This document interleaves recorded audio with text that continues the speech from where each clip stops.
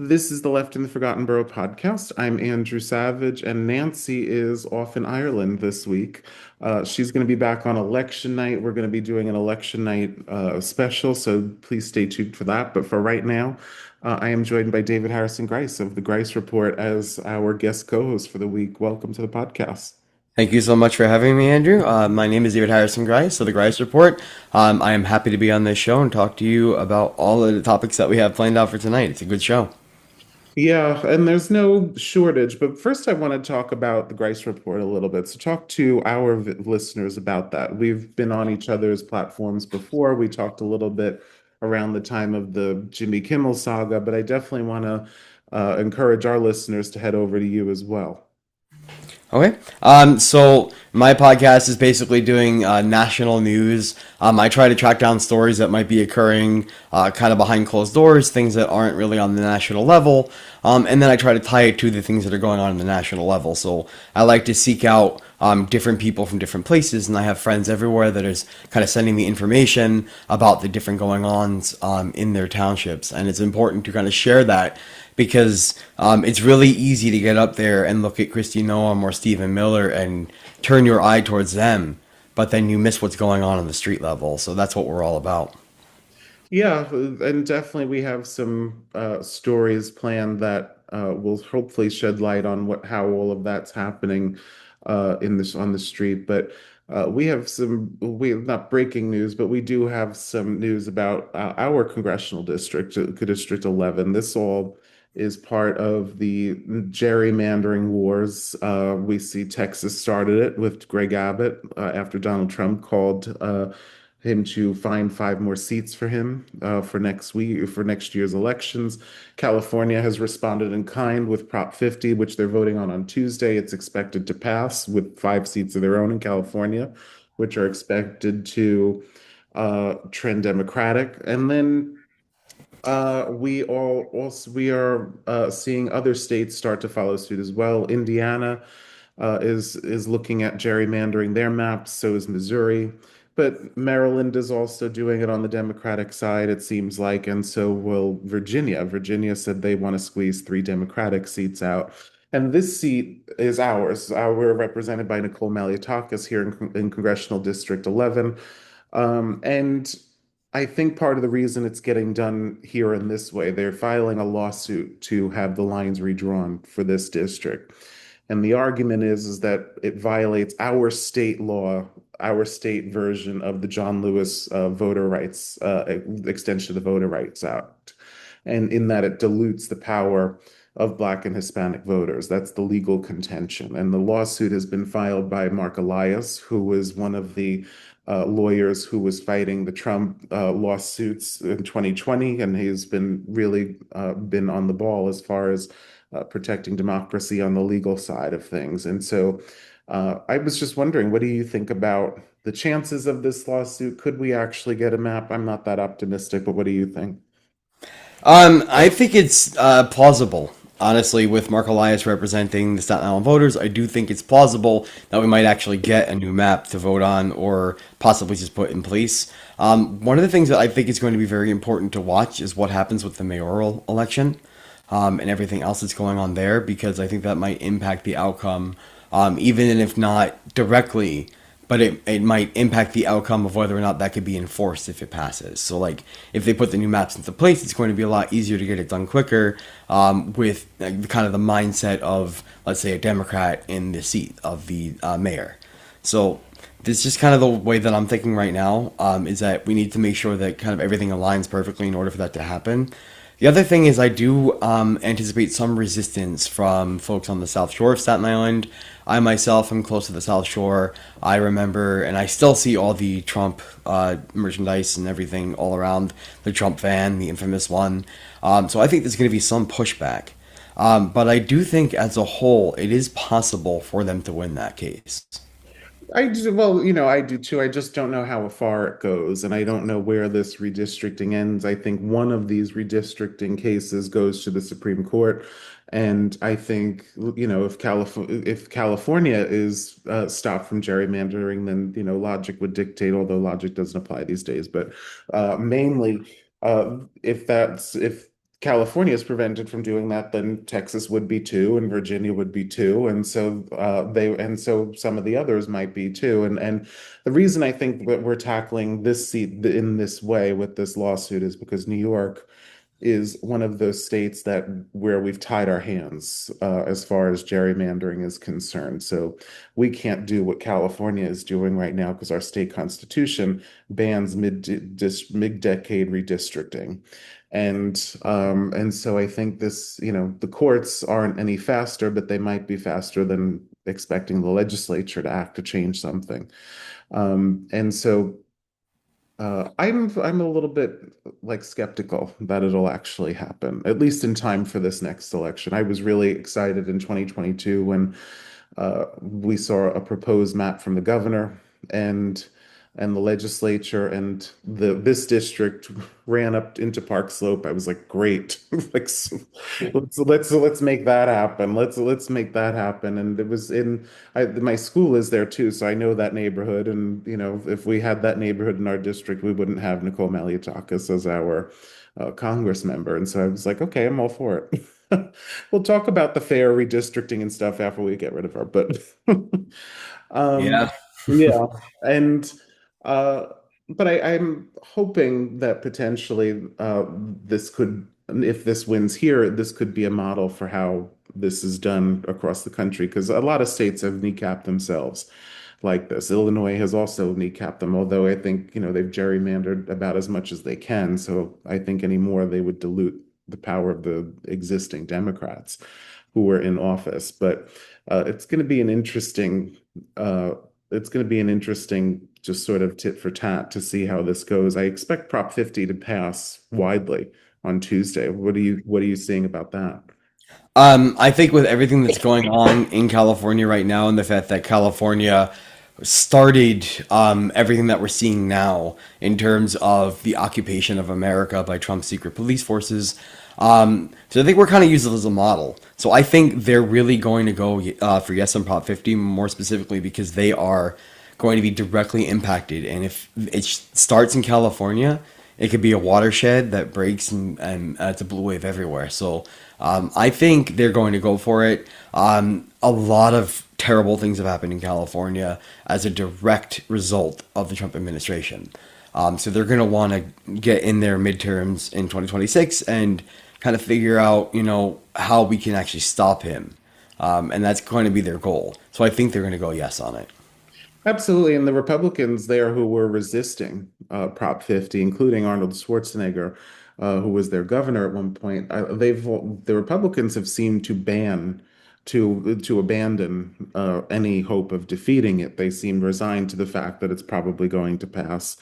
And one thing definitely to watch out for is that the Justice Department is sending monitors Hmm. there and to New Jersey. And they're not sending them for the reasons that they have in the past. In the past, the Justice Department has sent monitors to do things like protect civil rights. This Justice Department couldn't give a fuck about civil rights. They are doing it to intimidate voters. They are doing it to uh, throw the election in there and in New Jersey, their New Jersey gubernatorial race. They're doing it to throw both of those places into chaos and doubt, just the way that they did in 2020. And so, but this time, what's different and what's a little bit more scary is that they have the infrastructure to do it. Like last time they didn't. This time they have all the pieces in place, it seems, to make that happen. Yeah. Big story that came out a couple of weeks back. Dominion Voting Machines, one of like the leading voting machine companies, was bought out by MAGA coded Liberty Vote. Mhm. And what that really tells me is that voting, they're trying to rig it every which way they possibly can. So when you have forces that are going to be monitoring these polling sites, you're also going to have the fear that ICE is going to be outside, or that you're going to be stopped by the National Guard for something, or that the DOJ is going to inspect you and figure out that you're not an eligible voter, even if you are, because they're going to be trying to intimidate people, and it's a voter suppression tactic. So people need to understand that they do have rights when it comes to voting, and they need to learn those rights before they head to the polls, because nobody can stop them from voting. It's just an American right. according to the Constitution, and people deserve to be able to voice their vote. So it's going to be very important to not allow these forces or the DOJ representatives to deter anybody. Yeah, absolutely. And I think that I hope that groups like, and I will, the California, Gavin Newsom has said that he's going to send state forces to kind of watch the federal forces. And so I'm hoping that other groups step in as well. And I've been a poll watcher in the past as for many local elections. And uh, in the past, we've had people from the party come to see just that things were operating smoothly, that there wasn't any fuckery going on. And so I think now even more so, that's going to be really important because California needs these 5 seats. The country needs these 5 seats. If we want any hope of having any kind of check on Donald Trump's power, we do need to win back the majority in any way that we can. And we need to counteract measures designed to rig that or to basically fix the game in their favor. And this is, I have a lot of issues with Gavin Newsom, and I'm not ready to endorse him for 2028 yet. But I think this has been probably the most productive ways, one of the most productive ways I've seen Democrats fight back by saying, you're going to do that, so are we. Hmm? And Yeah. yeah, and then in other news, we also have the government shutdown is in its 30th day.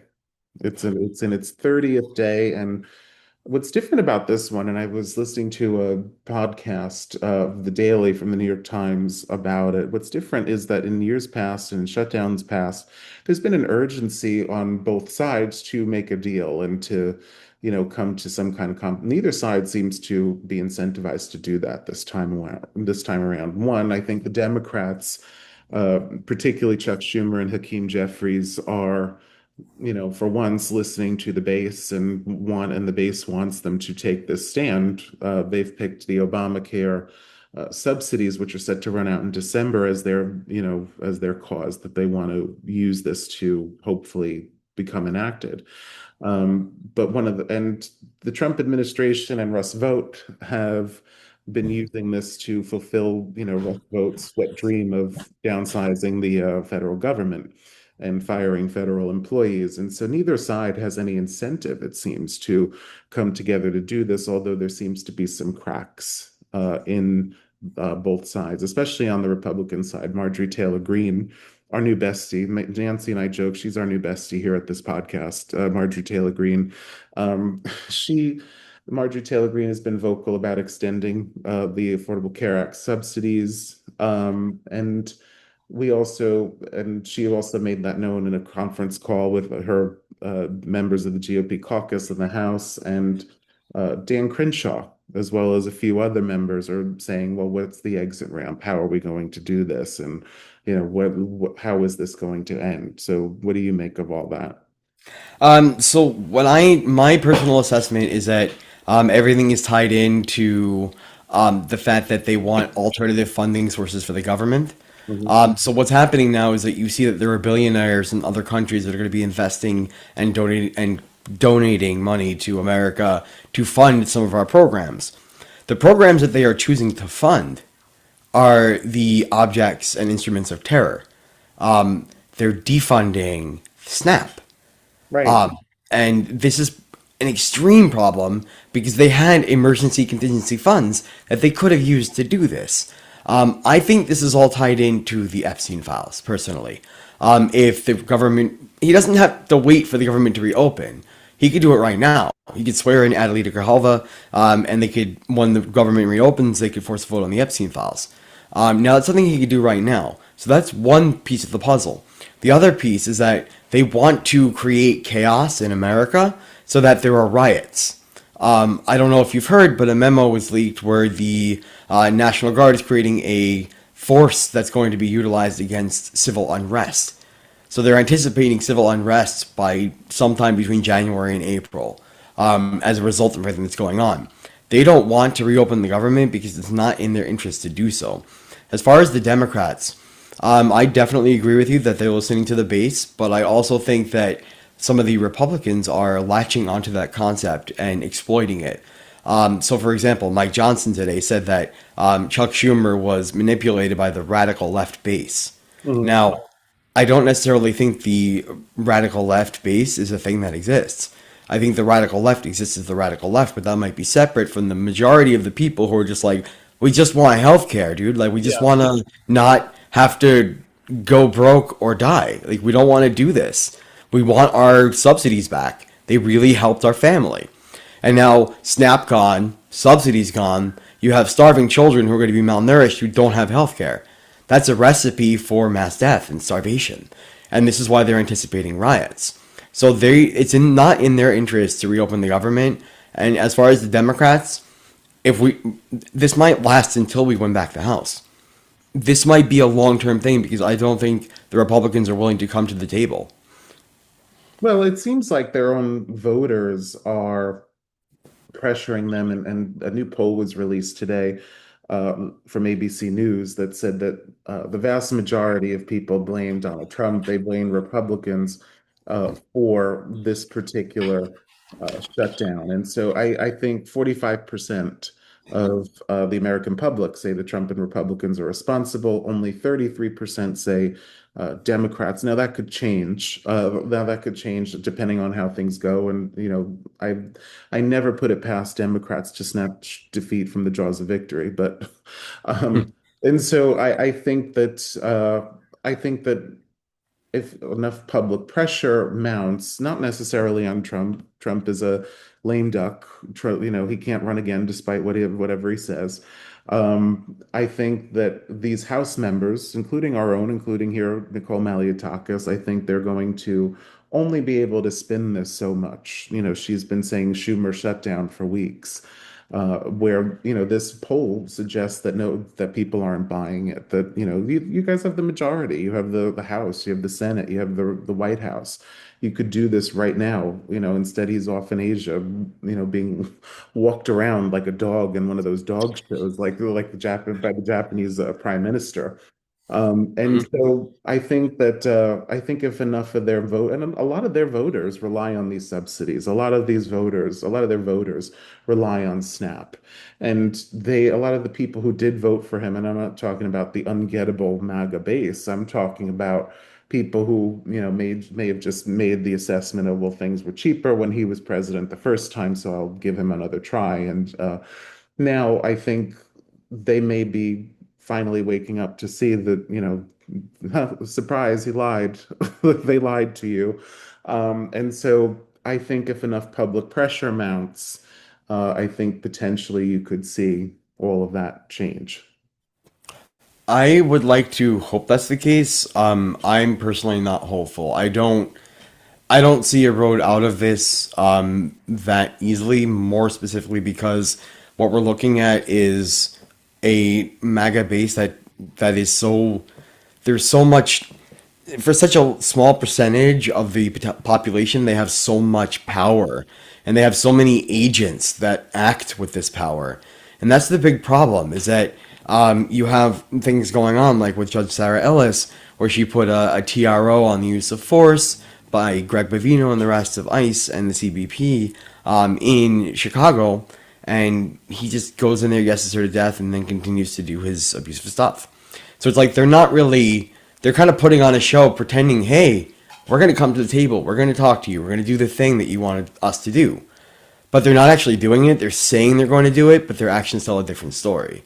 Well, yeah. Um, Well, yeah, the rule of law is out the window. I mean, yeah, they're disobeying court orders, left, right, and sideways. And I think, the Trump administration themselves is lawless for sure. yes. And it's an absolutely lawless administration. But Mike Johnson, for as supplicant as he is to Donald Trump, I also think he has the spine of a jellyfish.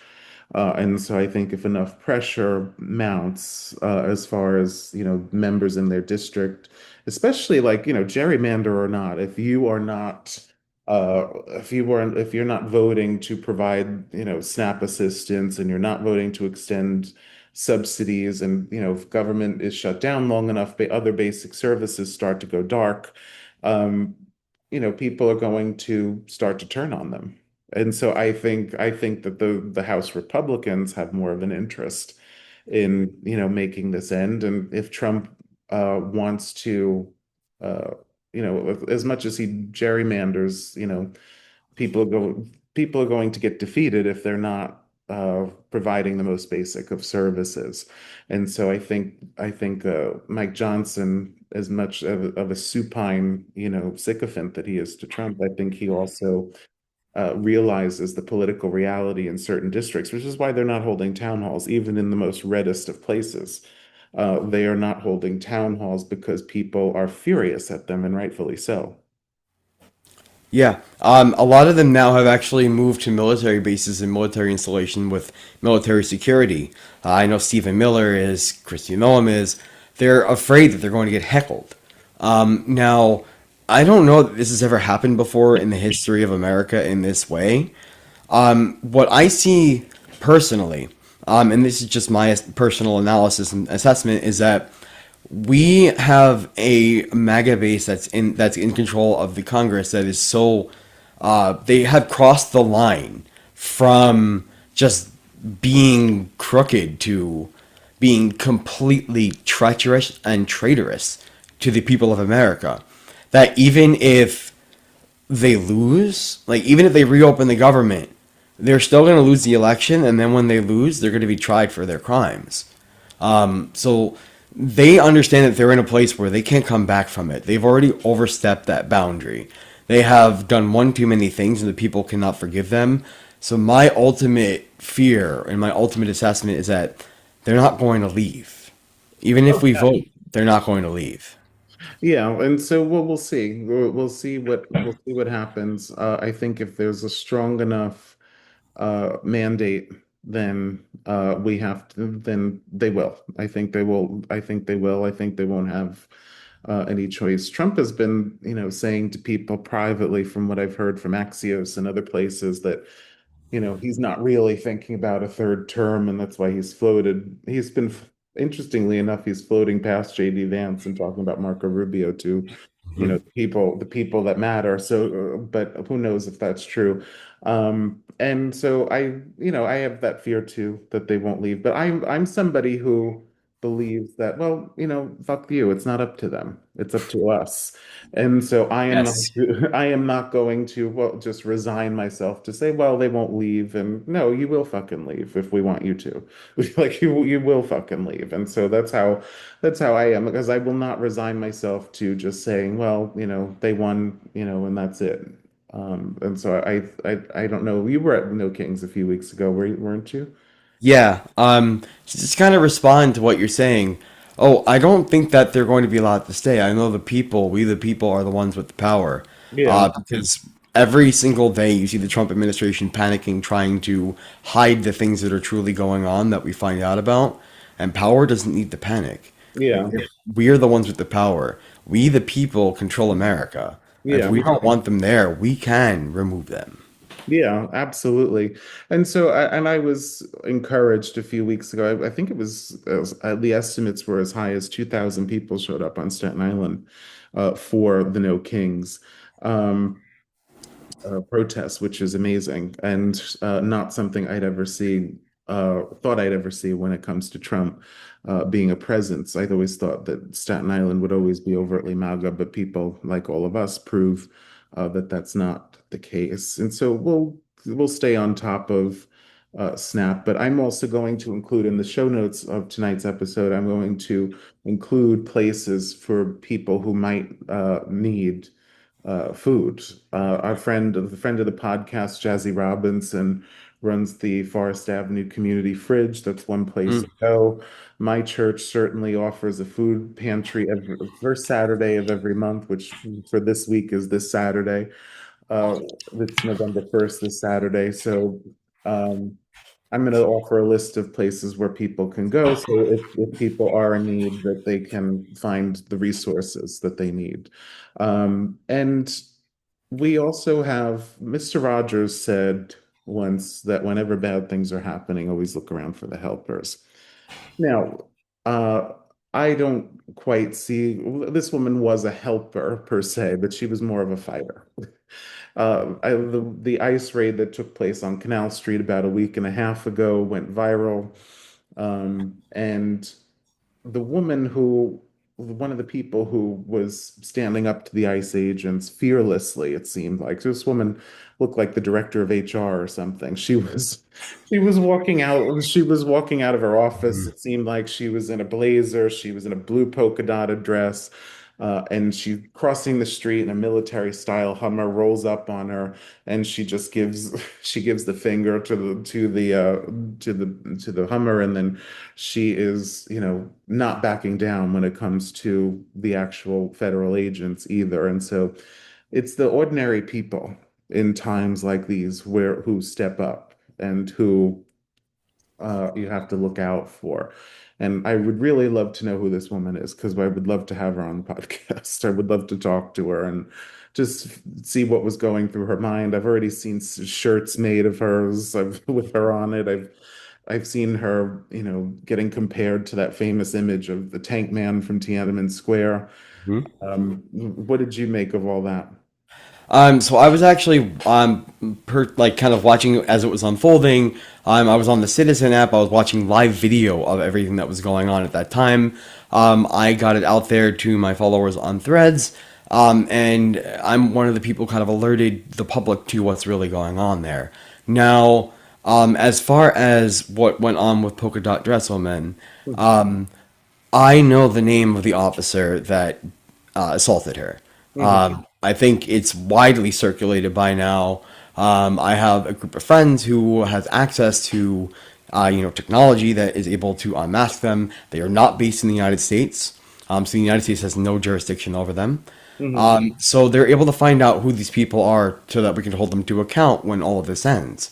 Right. Now, she actually got physically assaulted by these agents, Mm.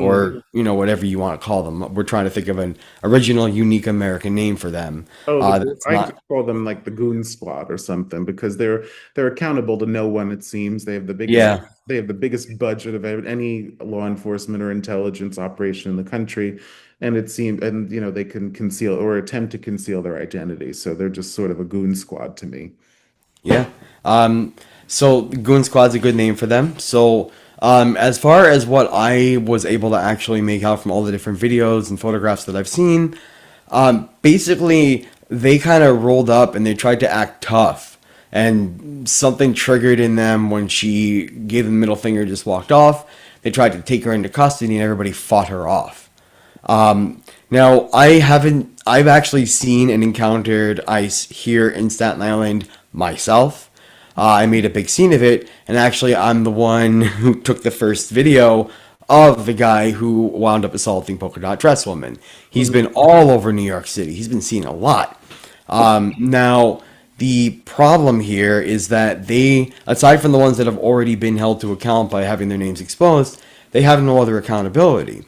And as far as the polka dot dress woman, if she wants to come forward, if she already has, maybe we're not aware of it, but if she wants to come forward, she's always got a welcoming place in either one of our shows. Mhm. And I hope she knows that the image of her in front of those tanks is legendary and it's going to be in history textbooks in the future.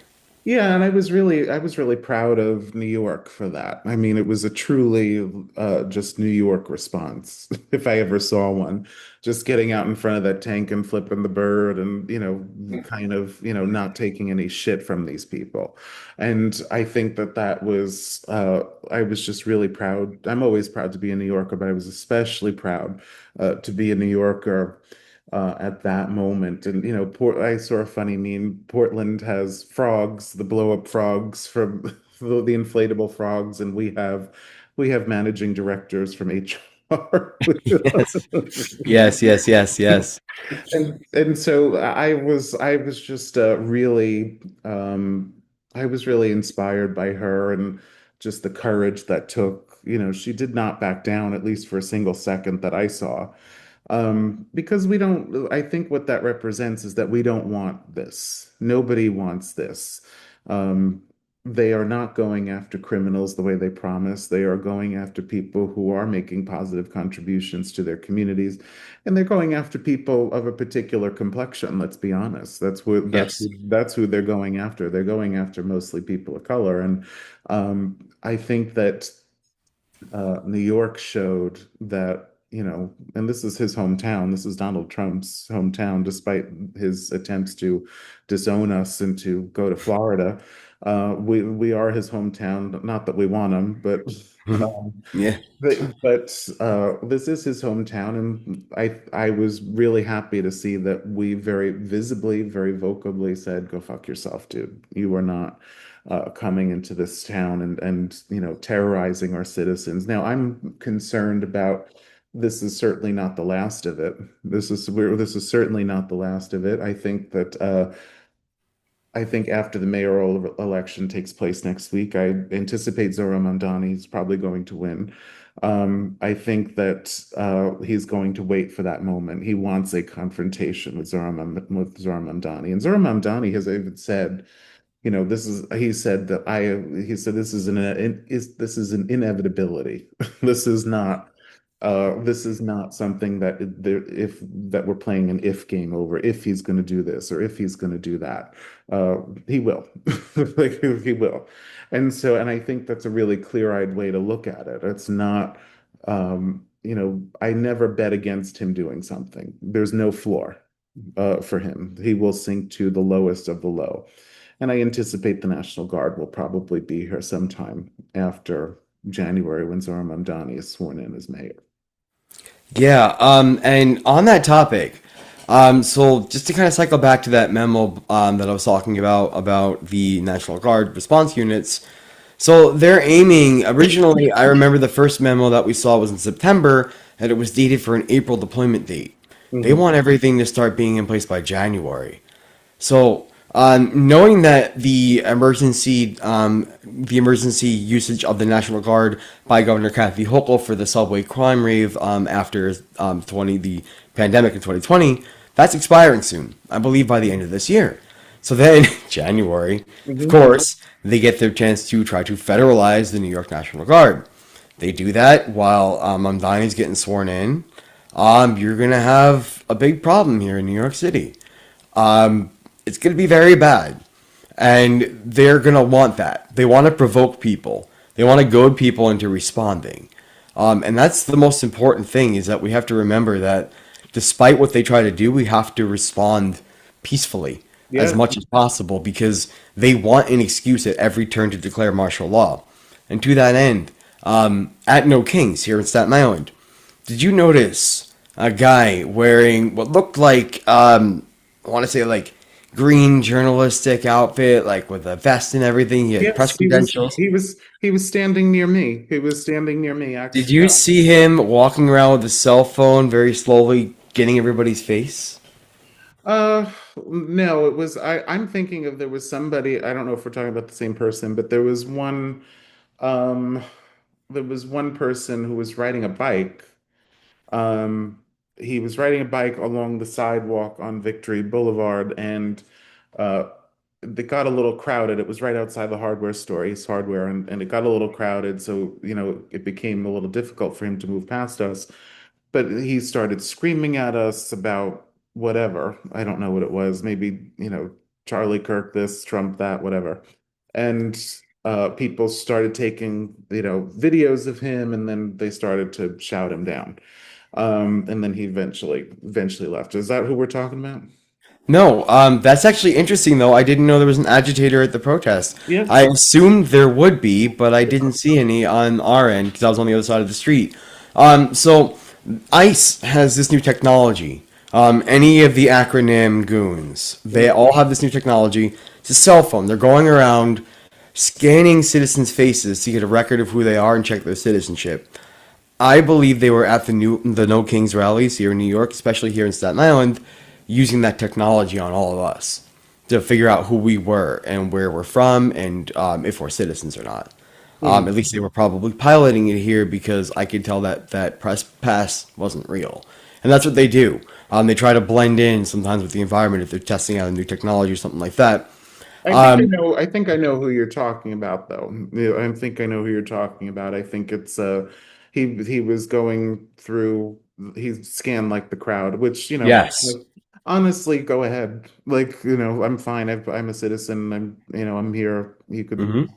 My fingerprints are everywhere. Like I've sort of given up on the on any hope of privacy. So, and I'm pretty vocal, so they've got 80 episodes worth of me shit talking. So like it's not like it's any secret.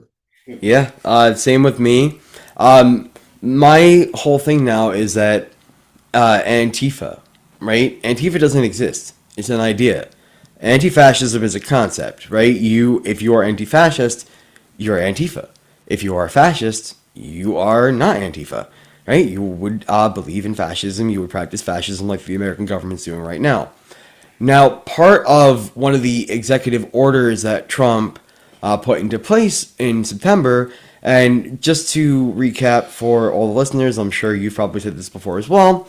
Executive orders are not laws, they don't function like laws, and Trump likes to use them like laws even though they aren't. This executive order made Antifa a terror organization, so people who are at the No Kings rally could potentially be now classified as Antifa. And that's the big problem there, especially when it comes to what's going on here potentially after November, like after the elections. We need to make sure that if there are any protests, people are wearing face masks and everything else to protect their identity. I personally won't. I don't think you will either. We Well, are too vocal for that, mhm. but for the regular people, they should be wearing that to protect from that technology. Yeah, I mean, I understand like the more sinister parts of all this, but I also, if one thing is going to save us, it'll be us too, like I said earlier, the people, but it also is the fact that these people are so dumb. Yes, They are they are. like they're They so are. dumb. Like it's probably in some signal chat with a reporter now. Like Yes. all of our faces are probably in a signal chat with some reporter because these people are so fucking stupid that Oh yeah. it's mind-numbing. It's unbelievable, and I think that I think that any sinister plan they have is they sort of trip over. They sort of trip. It's like Timu Hitler. It's Timu Yes. Mussolini. Yes. It's Exactly. it's Timu Putin. Like it's not it's laughable but yet dangerous. It's the best of times, the worst of times. There's so many kind of emotions and contradictions that I kind of feel about it. Like when I was in that place in like January, February. It was like, oh, this sucks. This is going to be horrible, and it is in a lot of ways. But I, when I heard about that leak signal chat, I was like, oh yeah, these people are stupid. I forgot about that. Yeah, they are very stupid, and that is a benefit to us because most of the intelligent people are on our side, and They are. that's a big benefit. They are, and well, he said at a recent gathering in Mar-a-Lago, or maybe it was at his Bedminster place, that smart people don't like him, and I concur. We don't, and so because we're smart, we don't like you, and we never will. And so, speaking of one of those, she is a relatively smart person. But she's basically sold her soul to Donald Trump. She used to pretend to be a moderate. Now she's ultra MAGA, according to her own words. Elise Stefanik is Mhm. making, excuse me, I apologize to our listeners. I have a little cold and I'm speaking to 150 kids all day. So, um, the Elise Stefanik is running for governor of New York, and she's got maybe somewhat of a challenge, although the Trump administration managed to convince Mike Lawler not to be one of those challengers because they want to preserve his seat, and they know that his seat would become vulnerable if he left to Mhm. decide to run for governor. And I think he was probably the best hope for the Republicans to beat Kathy Hochul. Now, I think Kathy Hochul was weak on a lot of different things. I think, people have lost confidence in her on things like public safety, and just the cost of living is extremely high. It's still very much so in New York. Although I think she's been a fairly effective bulwark against the Trump administration on a lot of different fronts. And so I think she's sort of gotten her groove back according to the polling a little bit between her and Elise Stefanik. although there was one poll that had Elise Stefanik ahead by one, or had her ahead by one. And Elise Stefanik sort of rose to prominence in Trump's orbit because in 2023 she asked questions of university presidents in a congressional hearing about anti-Semitism on college campuses, and she managed to get one of the presidents, I think it was the Harvard president, to say something stupid about defending the rights of anti-Semites. Uh, and so, and so Trump was later quoted after that as saying, "Well, she's a killer. She's a killer." At least Stefanik, she was considered for vice president. Ultimately, of course, didn't get it. She was also nominated for UN ambassador, but again, didn't want to lose her seat. Even though it's an R plus whatever seat, they were still, they still know that they're unpopular enough where it could go the other way. And so now her consolation prize is that she's running for governor in a seat that in a race that she's probably going to lose.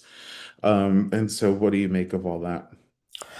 So I personally don't like Stefanik. I don't like her ideology. I don't like her policies. I don't like her personality when she presents herself on stage to the public. It wouldn't be a good face for New York. I have been tracking Kathy Hochul's response to the Trump administration, comparing it to Eric Adams' response. Well, She is She's a superstar. But yeah, comparing it to Governor Pritzker of Illinois or Gavin Newsom of California, her response is somewhat lacking in that strength that most yeah. New Yorkers really want from a governor.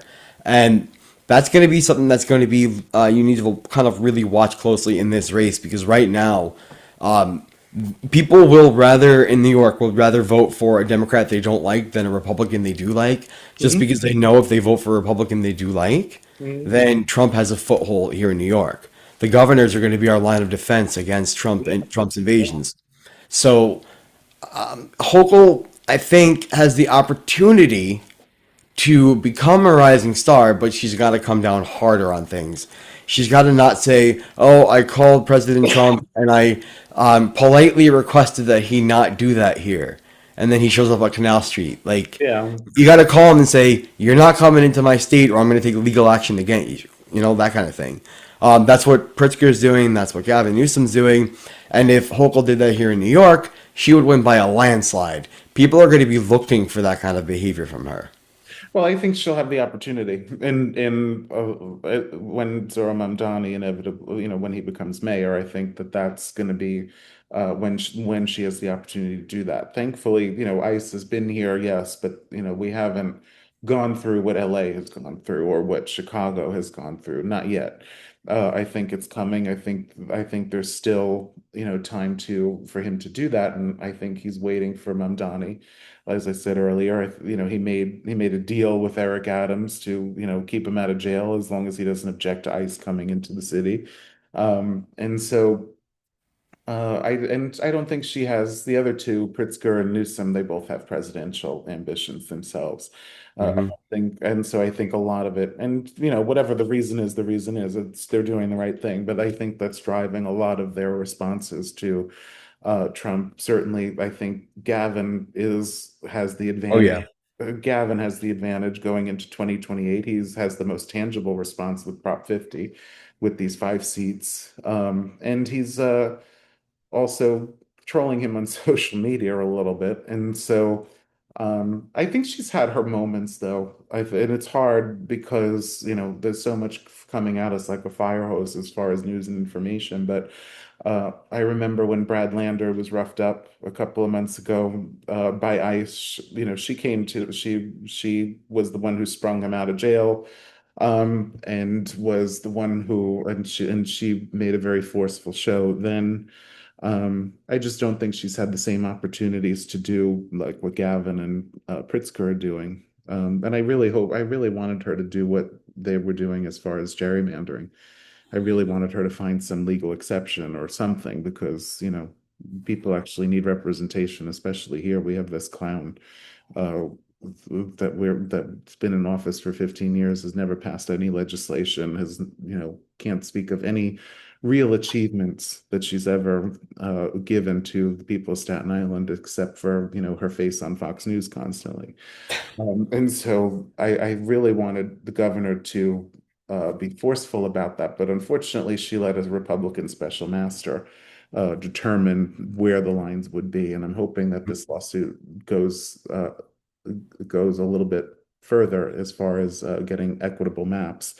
And but back to Elise Stefanik. I mean, she's just like you said earlier, she's just a detestable person. I mean, she's just, and she used to paint herself as something of a moderate. Now she fashions herself as ultra MAGA. And I think this, like I said earlier, I think this governor of New York thing is a consolation prize for her. She was supposed to be, measuring the drapes in her penthouse across the street from the UN, and she's not doing that. And so I think that that's where all of this is coming from. And Kathy Hochul had a lot of vulnerabilities that could be exploited by Republicans, by the right Republican candidate. Mike Lawler absolutely could have. Not to mention he's cute too. So, but like he's cute too. So he that would have worked in his favor. But he could have exploited that, and I think he was a better messenger. I think Elise Stefanik is the best candidate for us. Um, I don't know. I guess I would have to look deeper into Stefanik's policies. Yeah, Um, she doesn't have any real policies. She's just sort of a performance artist. I mean, so that was like the highlight of it was the university president thing. yeah. I don't see her as having any policies. So for me, her name doesn't really carry any weight. I would like to see Hochul, like you said, get out there and be a little bit stronger. But I think people are going to be looking to her for that because I think whatever's coming is going to be coming soon. Oh yeah, absolutely. And I think, we've seen the blue state governors kind of form these pacts as it relates to public health and vaccines. When RFK and his brainworm decided that we shouldn't be able to get our vaccines even if if we want to, so we had to get a prescription. The governor signed an executive order to circumvent that. And as part of this pack of blue state governors that was going to kind of form this wall against Trump administration attacks. And I do think the next few months will determine and will bring that out of her. I think she'll have no choice, especially after Mamdani becomes mayor. I think that she will have to uh, do something like that. I don't know if they're going to go as extreme as some of the House Republicans have said, but the House Republicans and some people in Trump's orbit are talking about deporting Mamdani. They're talking about calling into question his naturalized citizenship. And so I don't know. I don't, again, I never bet against anything these people might do, but and so I think she will have to do those things that you're talking about because they are going to test her. I agree, and that's what I'm going to be watching for. I want to vote for her. I want to vote for the Democratic candidate. I don't want New York to fall under the control of the current regime. That would be catastrophic, because New York is such a hub for the rest of the world. We are like the financial hub of the entire world. Everything that happens in New York. So we need to like protect this place and make sure that we aren't under the boot of the regime. Yeah, absolutely. We are the world's financial capital. Diversity is, I know it's a dirty word these days, but diversity is certainly our strength and certainly uh, the culture, the richness of our culture, the diversity, the food, the theater, everything about New York is really special, and mainly the sense of community and mainly the sense of looking out for one another, just the way that Polka Dot Dress Lady did. I think Polka Dot Dress Lady was really emblematic of how New York comes together in difficult times and does that kind of thing. And then we have other elections next week too, not just Prop 50 in California or governor's races in New Jersey, but we also have the governor's race in Virginia. Now, I think that one, I don't ever take anything for granted, but I think Abigail Spanberger's pretty much got this. Yeah. I think she's pretty much got this, and I think because the person she's running against is a complete lunatic, is Yeah. a, is a total lunatic. Even the Trump administration is not helping her. The Republican governor is not helping her. So I think it's Abigail Spanberger there. New Jersey is surprisingly close, and It's not very close. yeah, not surprised. I guess surprising, but not surprising. Kamala Harris only won New Jersey by 5 points last year. Um, and so Mikey Sherrill, I think, is within that margin, maybe 3 to 6 to 8 points now, as far as the polling is concerned. I'm hoping that she pulls that out too. Um, this guy, the guy that she's running against, is sort of a chameleon. He's whatever you want him to be. Yep.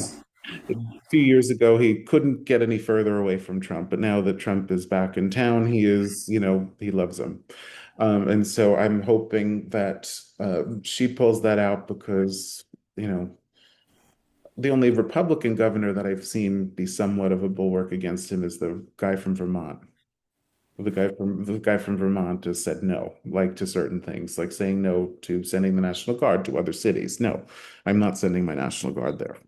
Yes. And so I'm hoping that, Mikey Sherrill pulls that out. And I'm hoping that it's kind of the first test of where things are. A lot of the pundits are saying they don't feel the same kind of opposition energy that they did leading up to 2018 in the last Trump administration. Do you sense that too? Do you sense kind of a lull, or do you sense a growing sort of wave? So I think there's a growing wave, but I think it's being suppressed. Are you following what's going on in Broadview, Illinois, Chicago, Illinois? No. Well, Okay. other than, what's happening with ICE and the National Guard here and there, but what else is going on? Okay, so Kat Abugazela, she is a That I congressional saw. candidate. She Mhm. is getting indicted for her protesting at the Broadview Ice Processing Armory. Now, that's what's going on. You have these candidates that are rising stars because they're taking to the streets and they're getting involved. Those are the people that you're going to see running in 2026. I think that's the growing opposition energy. I think Kat being indicted on these charges is going to be kind of a watershed moment for the rest of everybody else. You're going to see all these other people getting out there and doing it because this is what people want to see from their elected officials. They shouldn't be above the rest of the people. They should be with the people. Yeah, absolutely. And now I know the one you're talking about. I was just not thinking of where she was from, but I did see that last night when I was watching the news. I did see that she's been indicted. And she joins a growing list of political enemies that have been targeted by the legal system. Tish James, James Comey, John Bolton, a Hmm. few others. And I'm sure there'll be others like Miles Taylor. I'm thinking probably Fannie Willis. I'm thinking will probably also be targeted as well. And I think, going back to these people are really stupid, that part, like the girl they have I'm calling her girl because she looks like she's about 12 years old. The one who's prosecuting Tish James and Hmm. James Comey, Lindsay Halligan, she looks like she's about 12 years old, and this is like her first minute on the job.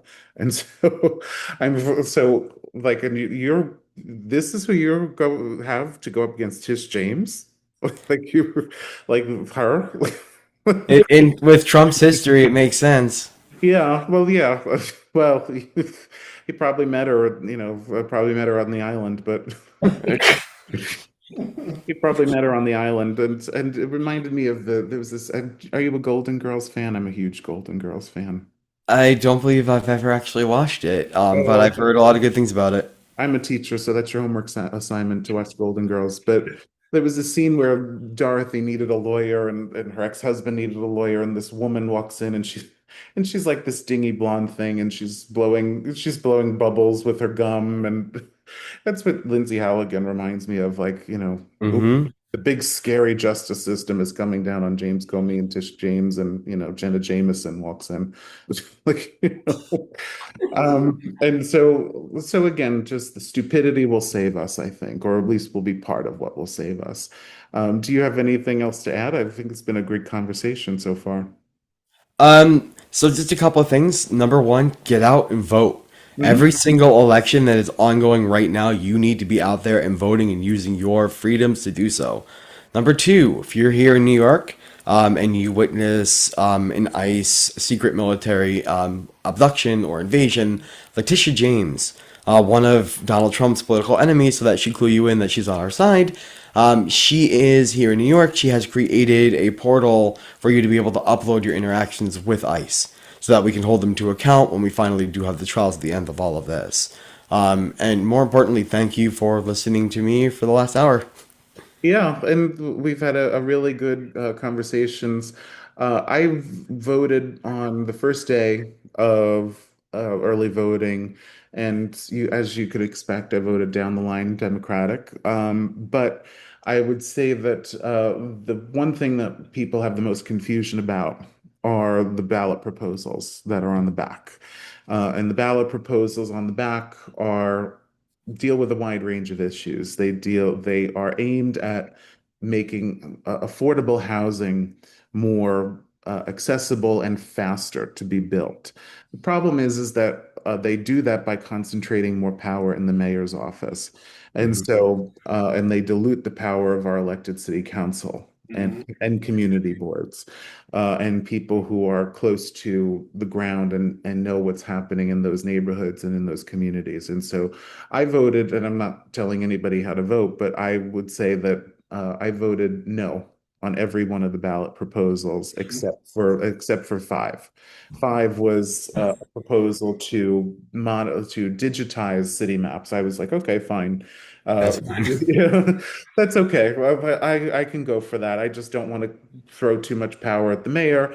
And Mhm. proposal number six was moving citywide elections the way that we're having right now to presidential years. Uh, Oh. and so I voted no on that because I think New York City deserves a chance to discuss our own issues with our candidates without being, to the extent that that's possible anymore, without being subsumed into the national political climate. And so I voted no on that. Yeah, that feels. I read about that. I'm actually going on Saturday. I haven't gone yet, due to my schedule. But when I read about that, I was like, this feels like an attempt at voter suppression. Like there, you already have a crowded field as it is. So Yeah. you're doing. You just came off a midterm, so your brain's already full of these other candidates you just voted for, and now you have a full candidate list of Democrats and Republicans to vote for, and you're going to follow the presidential campaign. That's going to throw our local politics into the mix. Like you said, it's going to bury them under the level. So Yeah. I think it's important for New York to have them on off years. Yeah, I think we're a big enough city. We have the biggest economy in the world. We have about 9 million people here. We need to have uh, our own election and hash out our own issues to the degree that we can distance ourselves from the national craziness. We should. And so I voted no on that. Vote however you want, but I those are just my stances on those particular issues. And with all that said, this is the Left in the Forgotten Borough podcast. Thank you, David Harrison Grice, for being my guest co-host this week. Of course, thank you for having me on, Andrew, and I look forward to talking in the future. This is the Left in the Forgotten Borough podcast, and we'll see you on election night with Nancy.